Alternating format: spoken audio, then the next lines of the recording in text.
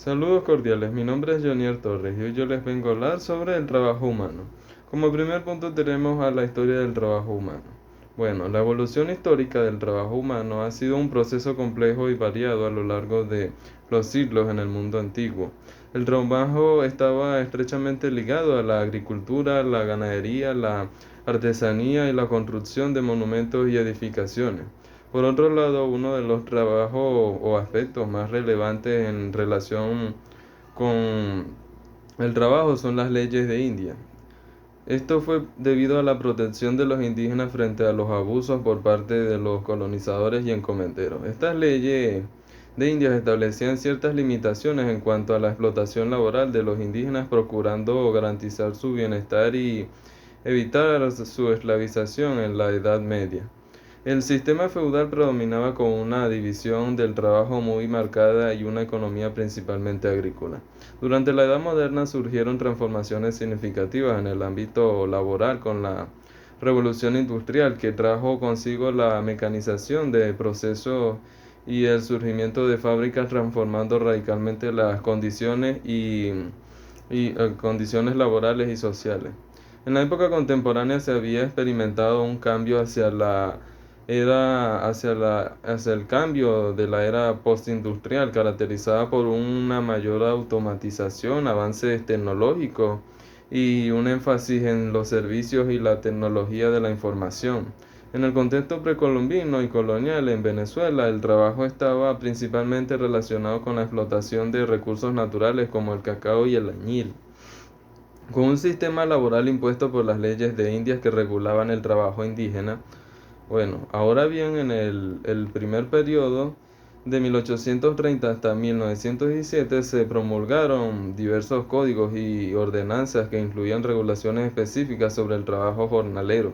Estas normativas tenían un alcance regional y se enfocaban en regular las condiciones del trabajo diario. Luego, en el segundo periodo, se inicia con la promulgación de la de leyes y de talleres y establecimientos públicos. Como segundo punto, el trabajo a nivel internacional.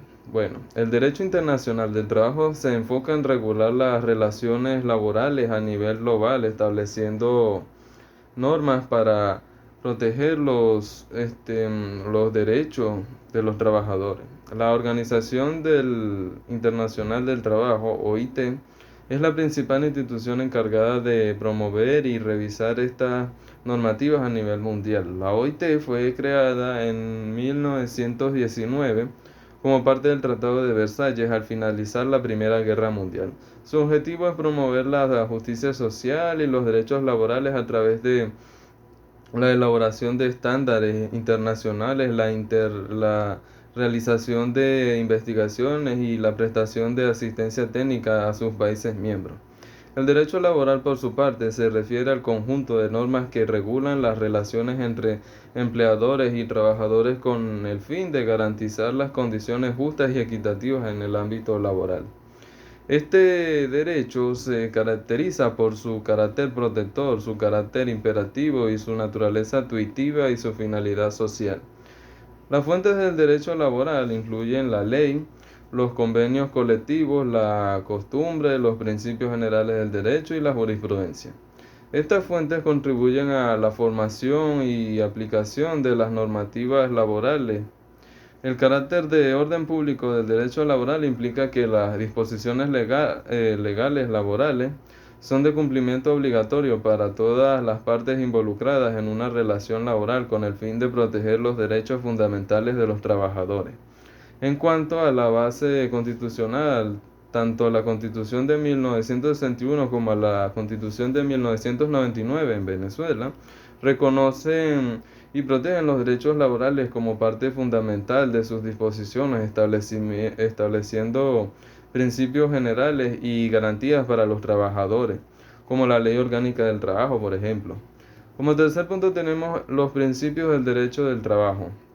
Entre ellos está el principio de no discriminación, el principio de equidad, el principio de justicia y la dignidad humana, entre otros.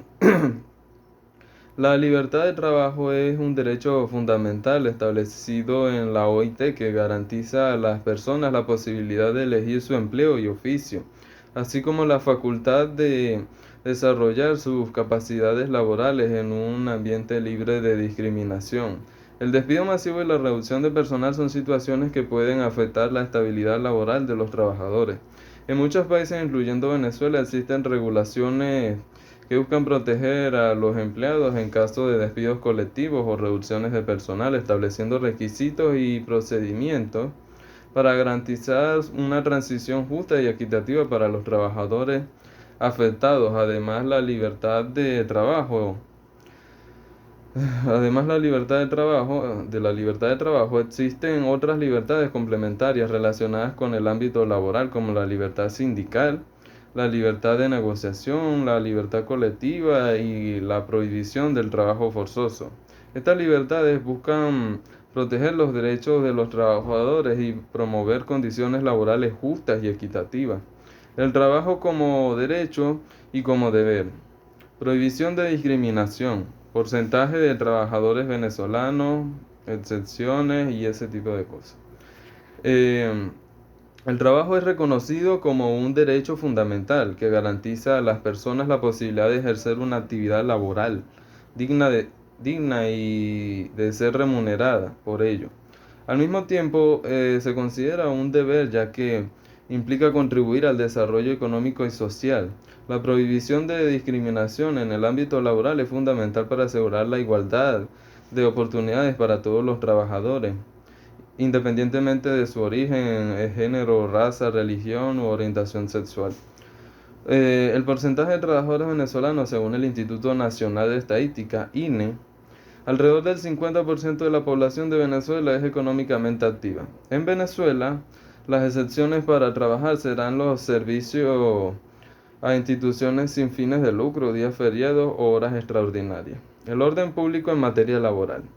El artículo 10 de la LOT establece el concepto de orden público en materia laboral. Se refiere a un conjunto de principios éticos que buscan promover la realización del individuo en su faceta productiva, además de tener un carácter fundamentalmente político, económico y social. El artículo 10 de la Ley Orgánica del Trabajo, los trabajadores y las trabajadoras, reconoce la capacidad de los trabajadores para exigir mejoras en sus condiciones laborales, incluyendo la posibilidad de formar sindicatos y representar y defender sus intereses colectivos. Principio indubio pro operario. La duda favorece al trabajador. Y principio norma más favorable.